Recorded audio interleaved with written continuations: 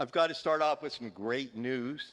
Last week I was in Florida and I met Jesus in the flesh. It was my organization's 25th anniversary celebration, and Jim Caviezel, the star of The Passion of the Christ, was there. I'm going to follow up a little bit on what Ryan Anderson shared. In 2017, I was invited to speak in Hong Kong, at the University of Hong Kong, alongside a man named Walt Heyer. Some of you may have heard of him before.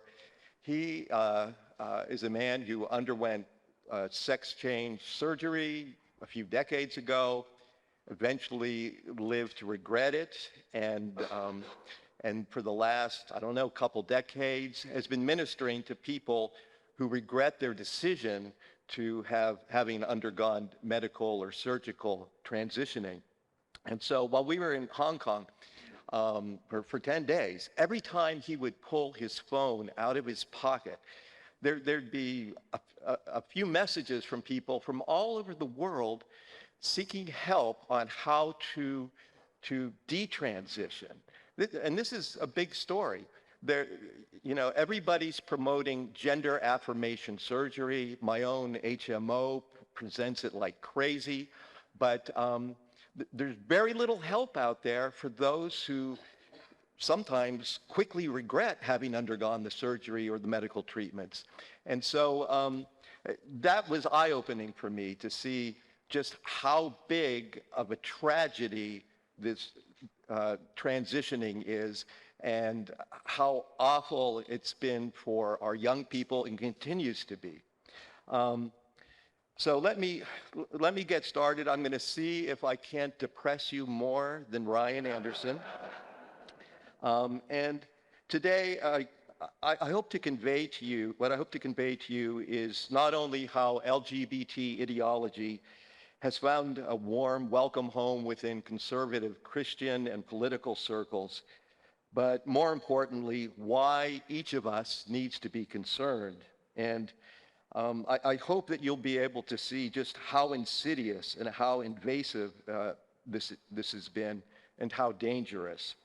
But let me begin by telling you a little bit about myself. 24 years ago, married with 2 sons, I divorced my wife to live as a gay man. 10 years later, while still in a gay relationship with the male cousin of the then U.S. House Majority Leader, I became politically engaged for the first time in my life. I co-founded National Capital Tea Party Patriots. I left the world of high-priced residential real estate and trained myself to become a writer in order to better win hearts and minds in the public square. In those days, I was 100% pro same-sex marriage. I called myself a libertarian. And in fact, the first commentary I had published was for the Washington Post in 2009, arguing in favor of same-sex marriage. But soon afterwards, as I began to look more deeply at the issue, something truly extraordinary happened. I was drawn by undeniable truths which clearly outweighed my sexual predilections. I realized I was on the wrong side of history, of science, of biology, of nature, and in the end, I had no choice. I had to reform my life, and I resolved to restore my marriage and to make our family whole again. I knew that I had hurt my wife and inflicted terrible pain on our kids by destroying their stable, happy home life. And that restoration began back in 2011, and it wasn't overnight. It was a process. In 2013, I was compelled to return to full communion with the Catholic Church after having been away from shortly before our divorce, and I became a marriage, family, and children's rights activist. And although I had always been a quiet guy who had avoided confrontation my entire life, I found myself on the front lines of the marriage battle. As progressive and LGBT activists fought to change state laws across the country to legalize same-sex marriage, I fought back. It was impossible for me to sit at home and allow same-sex marriage to happen, because I knew not only that it was wrong, I could see it would be weaponized and would quickly lead to tyranny pitting gay rights against religious freedom for Christians. And more importantly, LGBT perceived rights would be pitted against the very best interests of children. I soon found myself being invited to testify before state legislatures around the country to defend the immutable definition of marriage and to speak on radio and TV. The late, great Rush Limbaugh even quoted me on his show. I also originated and co-authored 2 amicus briefs for the United States Supreme Court in defense of marriage. One of those briefs was called Same-Sex Attracted Men and Their Wives and was submitted in the Obergefell v. Hodges case in support of allowing states to maintain the definition of marriage as between one man and one woman. It took me months of working around the clock and a lot of my own money to pull it off. And less than 2 years after returning to the Catholic Church, I found myself working with others to organize the 2014 Ecumenical Colloquium on the complementarity of man and woman at the Vatican, where religious leaders of many faiths gathered to proclaim the immutable definition of marriage as embraced by every religion and tradition around the world for millennia. And today I'm still an activist doing battle against what I see as dark forces arranged against marriage, family, and Christianity. But nowadays, the battleground isn't only in our courts and legislatures, it's in our own families, schools, public libraries, and churches. And when I examine my own life, I often think about the Old Testament story of Joseph, whose brothers sold him into slavery. He told them, "You meant it for evil, but God has used it for good. I'm a man with same-sex attraction, it's never left me, and Satan delighted in using it for my harm, as I often felt separate and apart from others when I was young. And he meant it for evil when I chose the wisdom of the world and called myself gay and participated in homosexual acts and romance. But miraculously, God has used it for my own good and to help others." In 2012, after a dozen years of separation and divorce, my wife Valerie and I began the job of repairing our marriage. And Valerie is an unimaginable source of joy and strength and contentment for me. And let me tell you, back around that time, 2012, 2013, an old friend called me and said, "Hey, somebody I know has seen you around on TV or whatever, and is interested in dating you." This is a guy, not a girl. And I said, "I'm not interested." And he said, "Well, why not?" And I said, "Because I love my wife. You've got to get it through your head that I've kissed the gay life goodbye, and I'm forever dedicated to the vows I made to my wife during our wedding ceremony." And let me tell you the miraculous way we came back together. While in my final gay relationship, I knew that there was only one clear course of action for me. I had to restore my marriage, but I had no clue how to do so. We had both been in long-term relationships with others, and a lot of damage had been done. So on a Sunday afternoon in the fall of 2011, I was at a matinee performance of Les Miserables, where our oldest son, Michael, then still in high school, played the role of Jean Valjean. I was moved to tears during the scene where he knelt by the side of Fantine as she lay dying, and he promised to care for her young daughter, Cosette. And that's when I knew that God was moving me to act. And so later that day, I picked up the phone and called Valerie. I had no idea what I was going to say, but I knew I had to do it. And as it turned out, I really didn't have to do anything. She told me that she was going to undergo major back surgery in a few months, and that following long stays in the hospital and at a rehab facility, she was still going to require daily help. So she asked if she could come and spend a few weeks with me and our boys, who at that stage were living with me full time. And I knew beyond any doubt that this was God opening the door. But I was totally unprepared for him to answer my prayer so quickly. It had only been a few hours. But I took a deep breath and said, "How about we just come over and pack up your apartment and you move in with us?" And I was prepared for her to say anything, but she said, "Okay." And the deal was done. And what I thought was going to be cohabitation for the sake of raising our sons together, that transformed over time till death do us part. So let me move on to the topic of today. Soon after becoming an activist, the warning signs about the surrender to LGBT influence within conservative circles started popping up everywhere. I'd become a writer for the Washington Times, writing about the Tea Party movement. And as I wrote and as my thinking grew, I realized we weren't just dealing with fiscal issues or the size of government. What was underlying all the issues that the Tea Party was trying to battle against were social issues. It had to do with the family. It had to do with how society was becoming unraveled. So I wrote a piece called "The Myth of the Same-Sex Marriage Mandate." And, previous to that, my pieces would be published within one day, but they sat on this piece for 3 weeks. So I finally called the editorial director, and he said, "You know what, Doug? We're going to have to pass on this one. It's a great piece, but we just can't use it."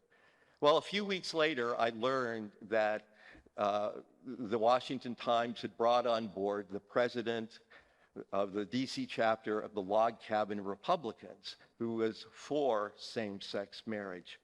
And then later on, I found out through something he had written that the editorial director that I had spoken to was also for same-sex marriage. And this is for one of the premier conservative papers in the nation. Another thing that happened, marriage was on the docket for the Maryland legislature for a number of years. And with each passing year, the margins of those opposing it started, kept getting smaller and smaller. So I would go each year during the legislative session to speak to Republicans to make sure that they were going to maintain their spine and vote against same-sex marriage. And one day I was in the waiting room waiting to speak to one of the delegates, one of the Republican delegates, but I was told that I'd have to wait because he was on an important phone call. And I waited and I waited and I waited, and finally I just left. Well, it wasn't too long before I heard that the person he was on the phone with was former Vice President Dick Cheney. And Cheney had convinced him to vote for same-sex marriage in our state. And that was the year that same-sex marriage passed in Maryland with the help of 2 Republican votes, thanks to Dick Cheney. Another sign was I used to attend a meeting of conservatives in Maryland. It was a small group, but one of the other guys was Dan Bongino. You heard its name? Okay, well, he was about to run for Congress in our state. And so I grabbed him and I said, "Dan, I just want to make sure that once you get to Congress, you're going to fight against same-sex marriage."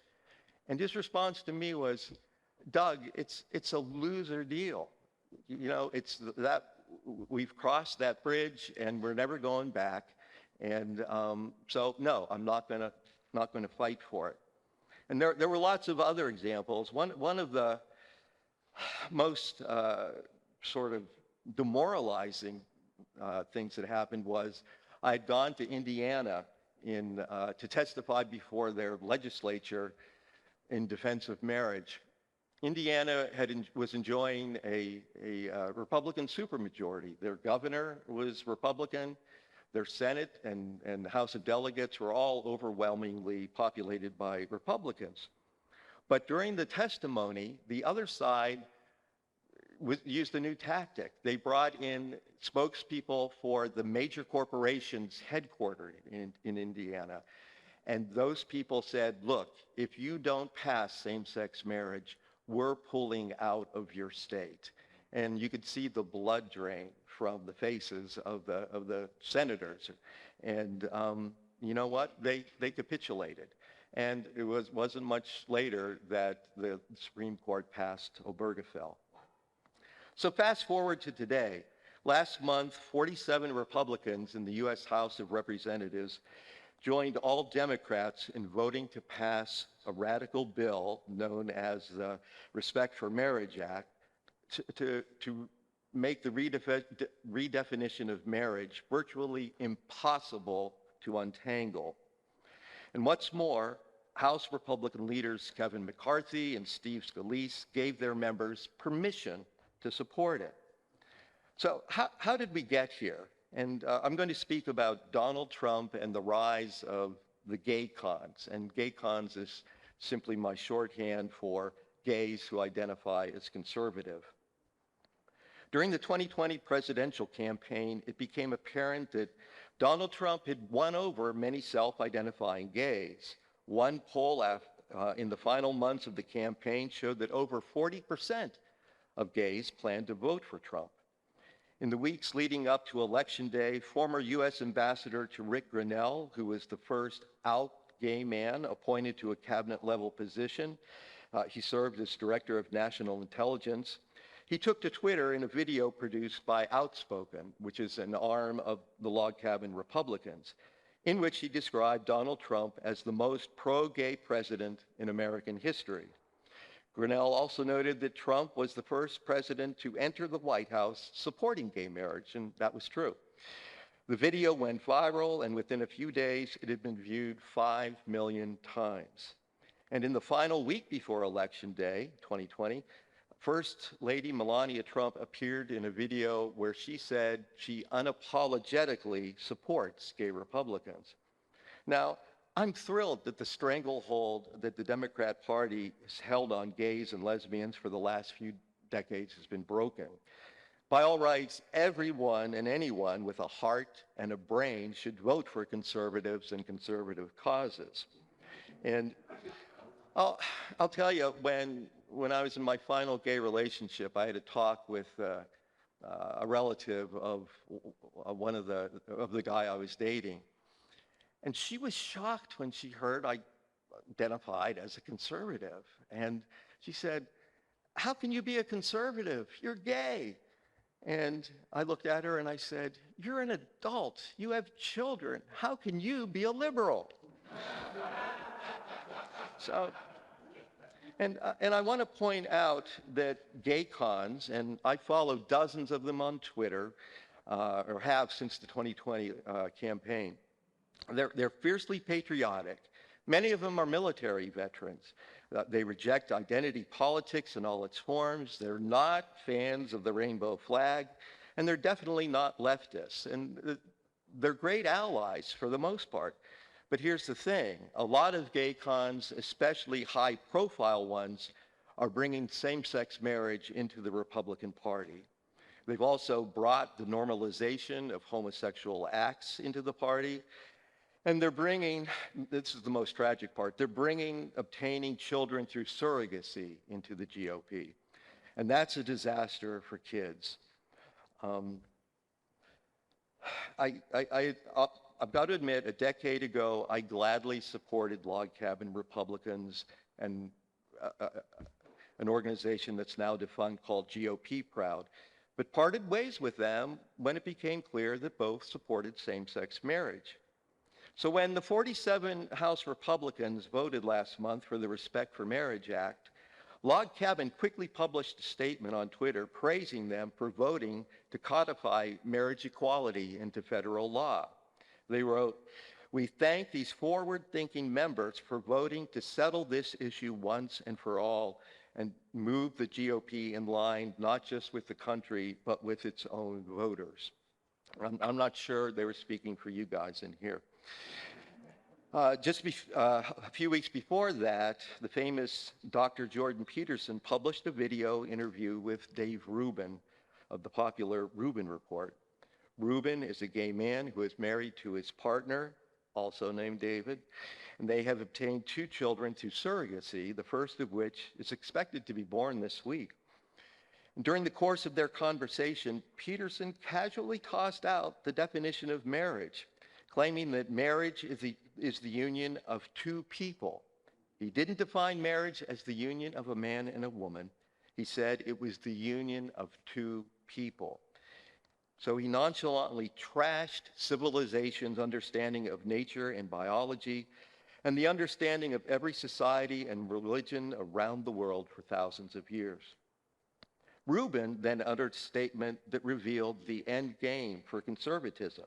He said, "We seem to be entering a new world right now.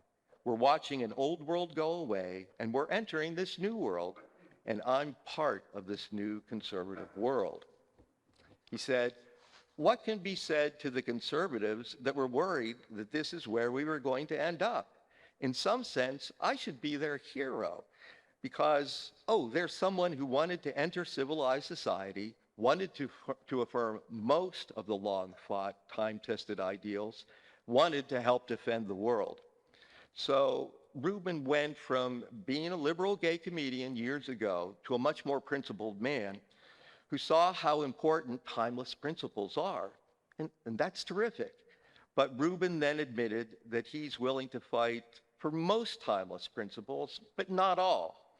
He conveniently exempts himself from those that directly confront his own life.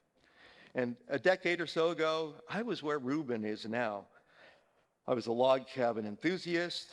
I was a member of the Gay Men's Chorus of Washington, and until I was forced to part ways with Republican gay groups because of their support for the impossible notion of same-sex marriage. And log cabin's embrace of same-sex marriage and each individual gay conservative's indulgence in this outrageous pretension in their own lives is highly dangerous. So here's what's at stake. By going along with the pretense that two males or two females can be married, and not by flatly rejecting the notion, conservatives are playing with fire, doing untold damage to marriage, to manhood, and to a rising generation of young people vulnerable to LGBT truth, science, and nature-defying ideological influences. If there's anything that desperately needs to be conserved by conservatives, it's marriage, it's the nuclear family, and our commitment to every child's right to his or her mother and father. It's the only way that humanity can truly flourish. It's the only way that the ideals of limited government and individual liberty can actually work. Obergefell was a horrible decision by the U.S. Supreme Court, as horrendous and unfounded as Roe v. Wade. Obergefell immediately threw open the doors to transgenderism, a contagion far more dangerous to vulnerable young people than COVID-19 has ever been. It weakened the meanings of marriage and family, of husband and wife, of father and mother, of man and woman, son and daughter, boy and girl. And conservative elites, whether members of the political, academic, media, or corporate classes, need to once again relentlessly pursue intellectual honesty and integrity regarding creeping LGBT influence within their ranks. But they're not. For the most part, they've waved the white flag and they've moved on. Last fall was a major tipping point. On the first Saturday in November last year, events held on both the Atlantic and Pacific coasts served to highlight the enormous rise of the normalization of homosexuality and transgenderism in institutions that were once regarded as bastions of conservatism.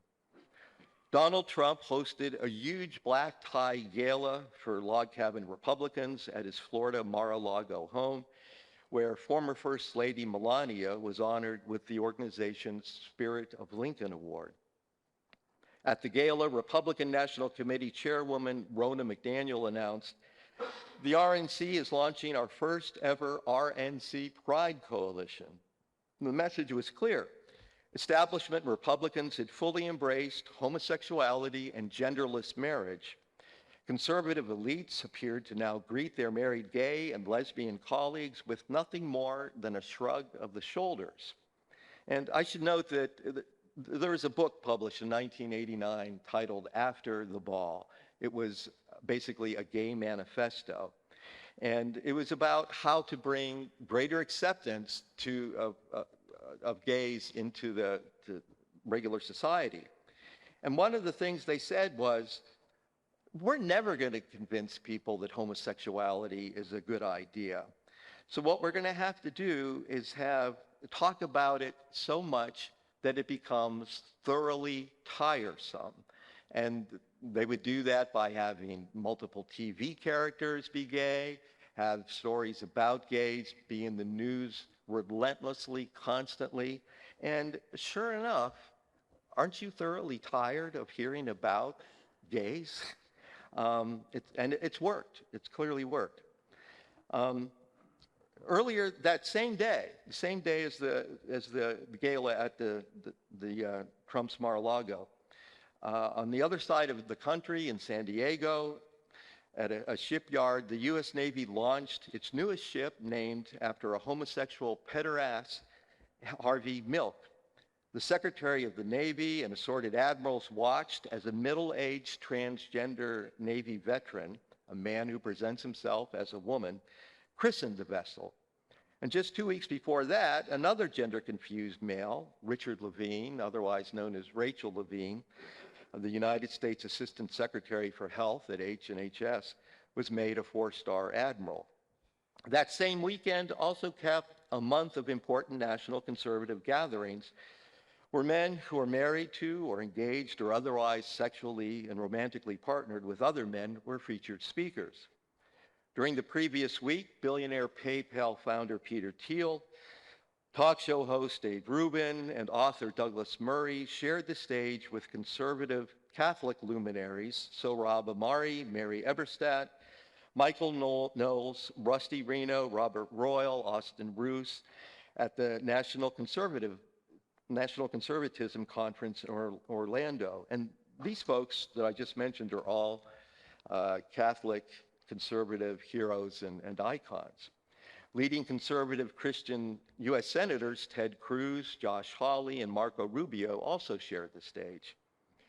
And a panel discussion at the conference showcased the degree to which top conservative thinkers have capitulated through self-imposed silence to homosexuality and same-sex marriage.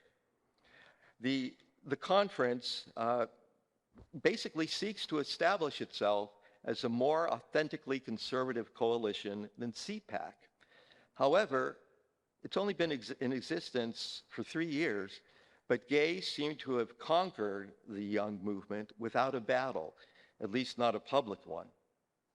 In what was meant to be a highlight of the 3-day gathering in Orlando, Yoram Hazony, chairman of the Edmund Burke Foundation and the man responsible for organizing the event, and conservative Sohrab Ahmari, a visiting fellow of the Veritas Center for Ethics in Public Life at the Franciscan University of Steubenville, were joined on stage by homosexuals Dave Rubin of the Rubin Report and Douglas Murray, the man who authored The Madness of Crowds, a very popular book.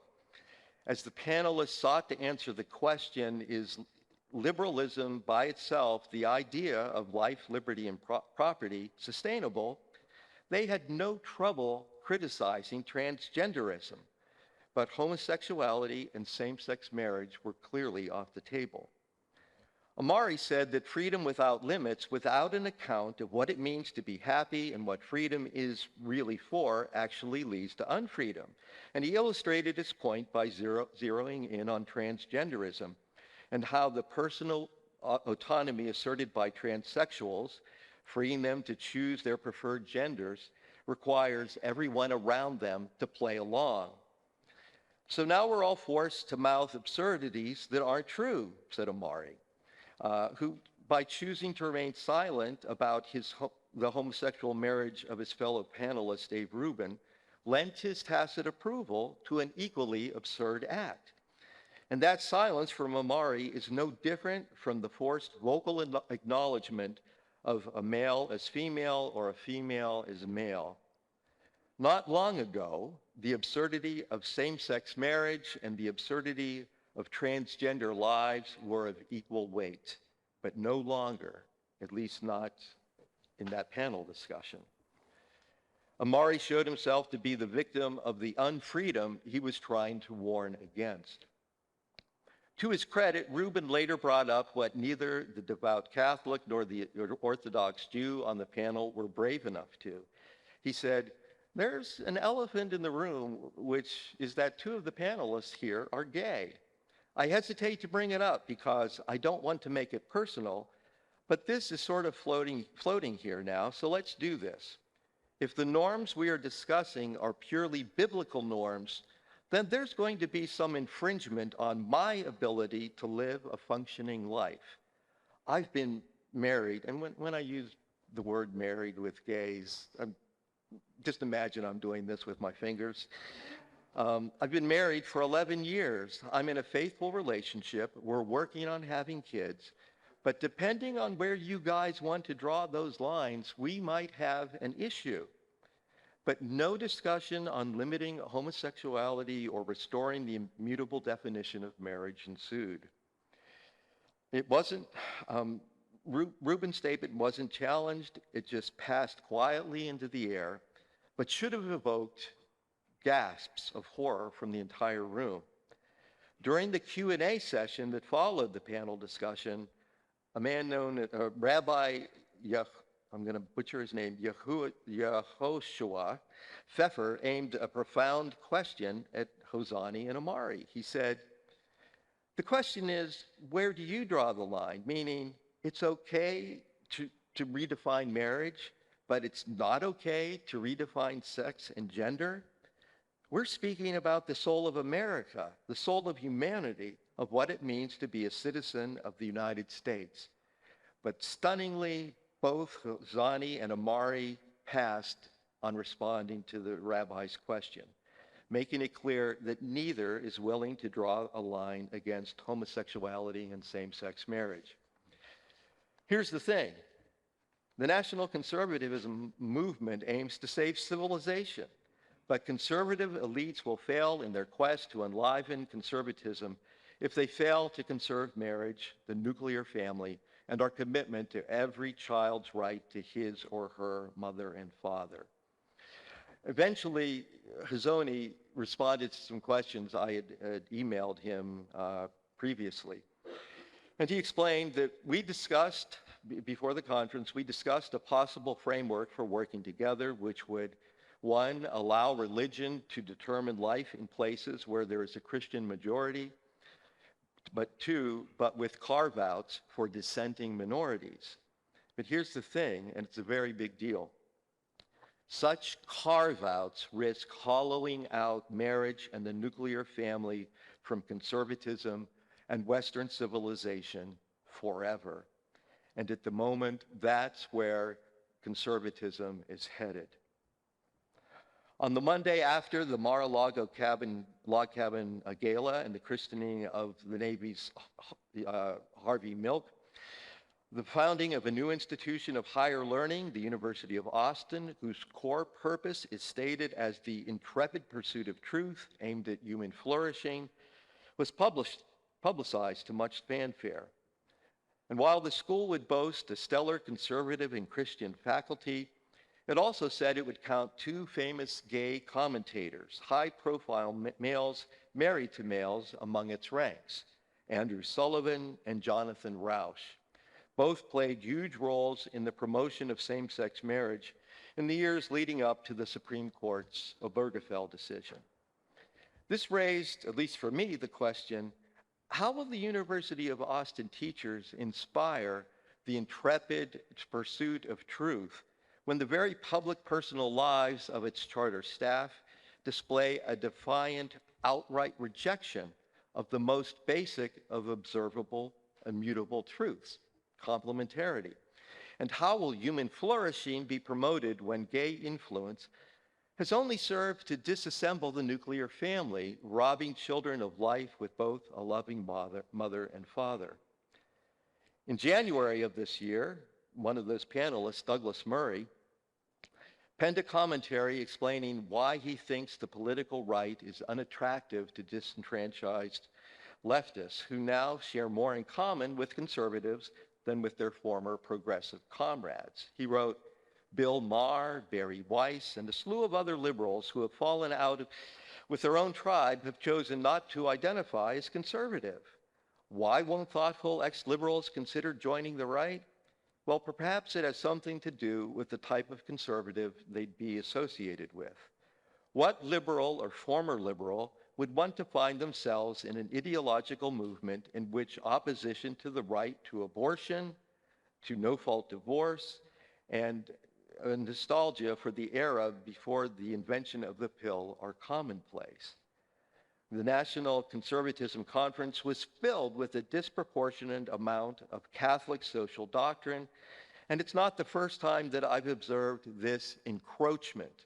I was once at a meeting of conservatives in Europe where, on several occasions, an American participant gleefully referred to gay couples as being in sodomitical relationships. Should we be surprised that so many liberals instinctively revile conservatism? And there you have it. The gay con Douglas Murray sees Orthodox Christianity as a stumbling block. And that's no surprise.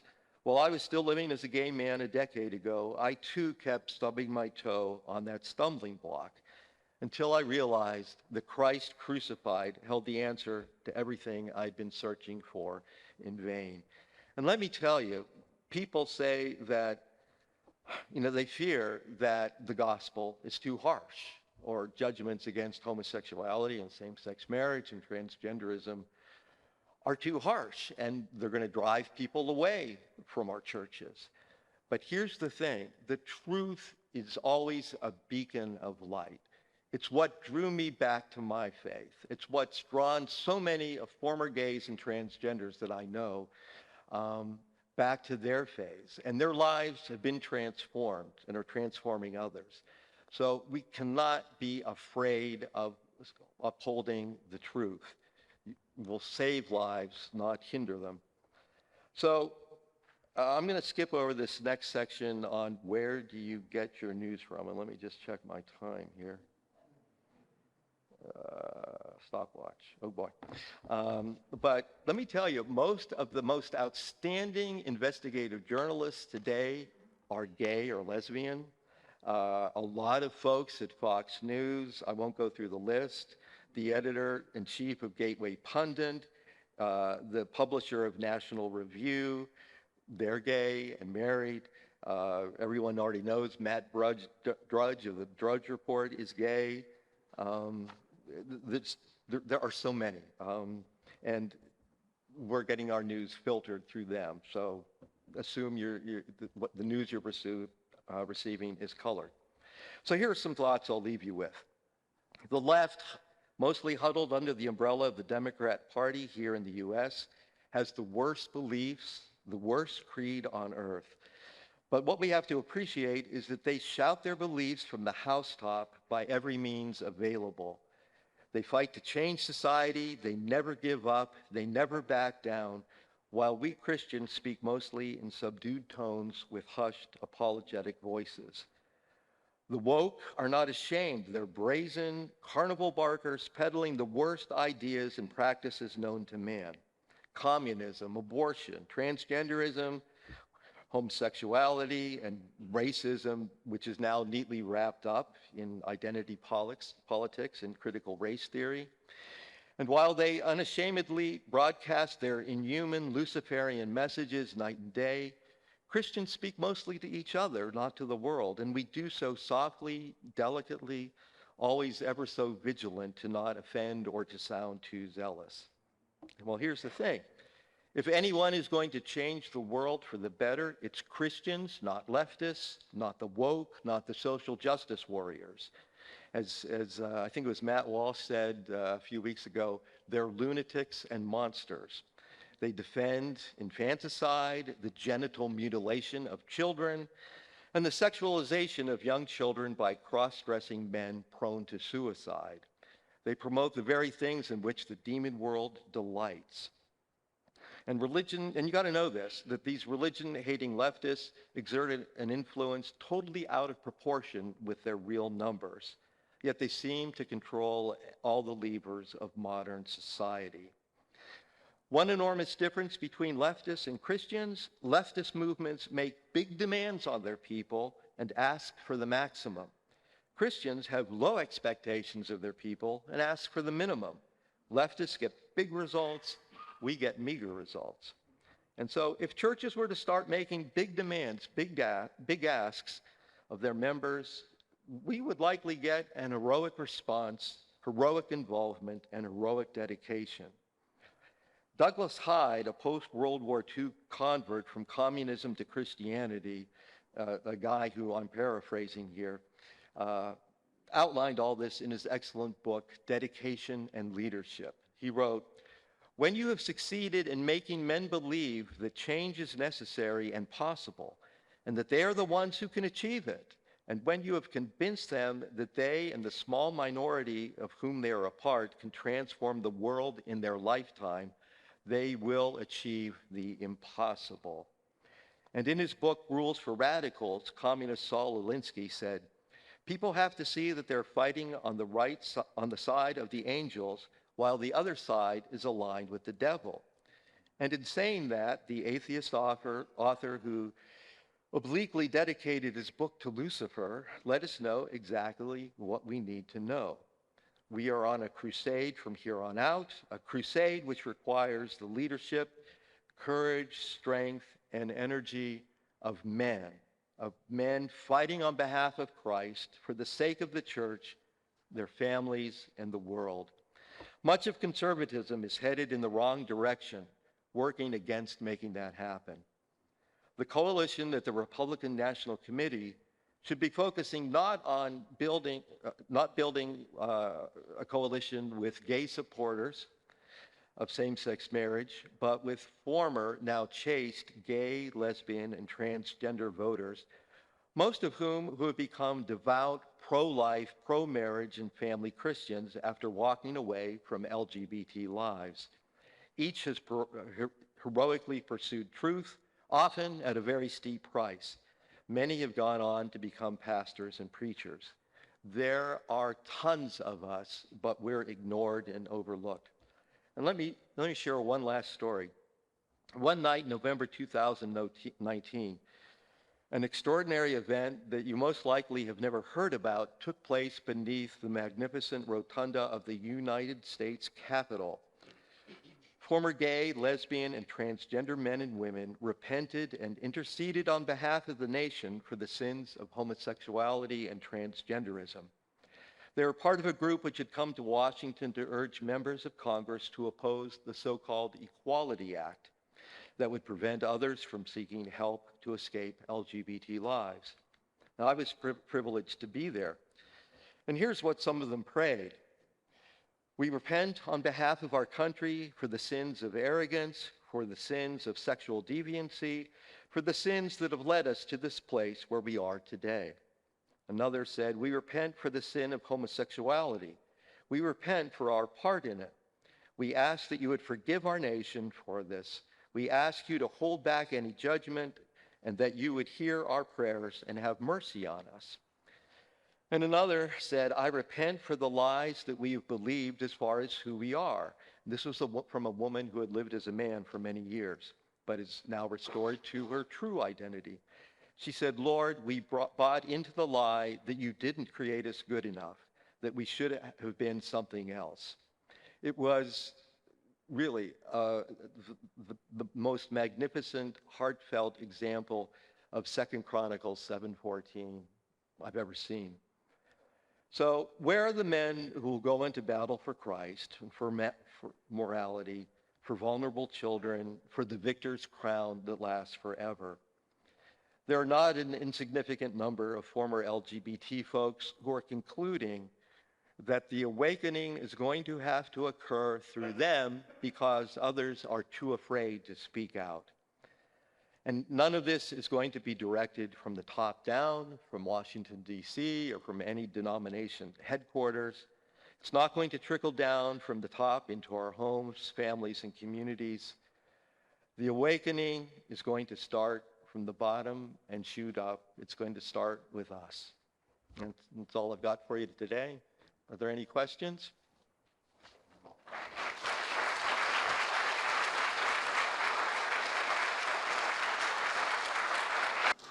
Thank you for your time. I really appreciate it. A lot of surprises.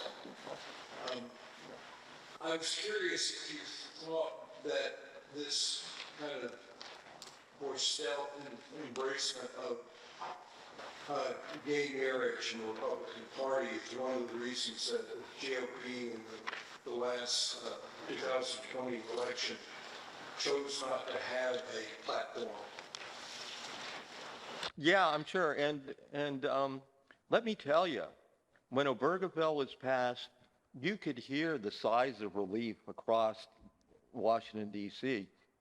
A lot of Republicans were just thrilled that they no longer had to deal with this issue, during their campaigning, at town halls and that sort of thing.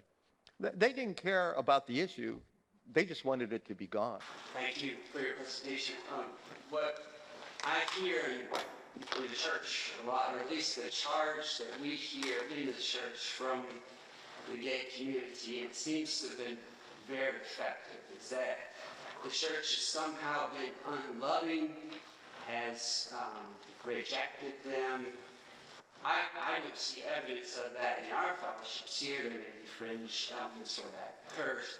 But is that a necessary charge that the gay community wants to maintain cohesiveness or to fuel their agenda, that charge against the church? And is it so that that's not an option to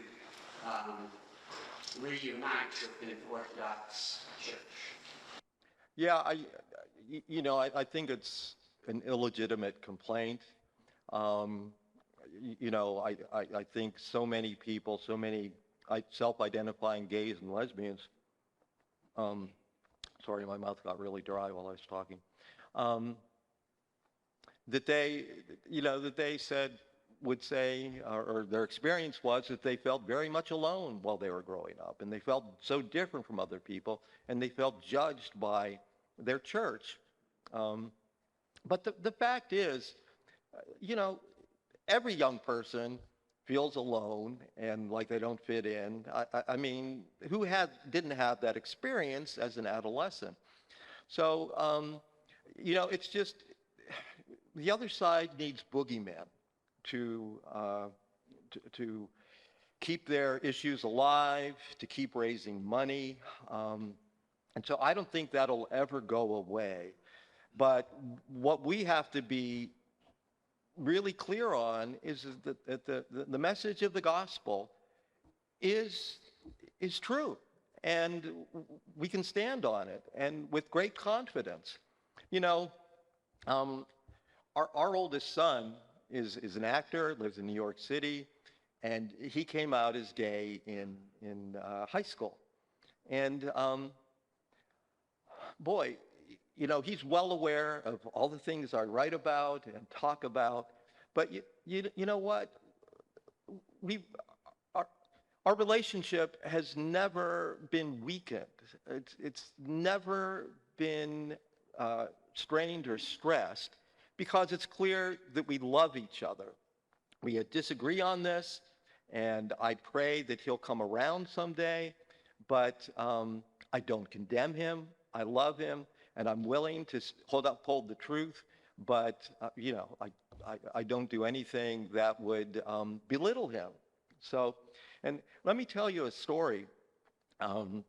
Earlier this year, I was diagnosed with cancer. Turns out I had it in two places, my prostate and my bladder. And back in March, when they removed cancerous tumors from my bladder, the surgeon noted that there was also, he could see cancer in the lining of my bladder, and a biopsy showed that to be the case. Well, fast forward 7 or 8 weeks, I had another series of biopsies just to see how much damage there was, because they were pretty sure they were going to have to remove my bladder, which I was really not keen on that happening. And so anyway, after the results came in, my son called and he said, well, what's the determination here? And I said, Michael, you're not going to believe it, but there's no trace of cancer. And I said, it's a miracle, and I can only attribute that to God. And he surprised me. He said, you know what? I can only attribute it to God too. And this is a kid who's been an atheist his whole life and totally uncatechized.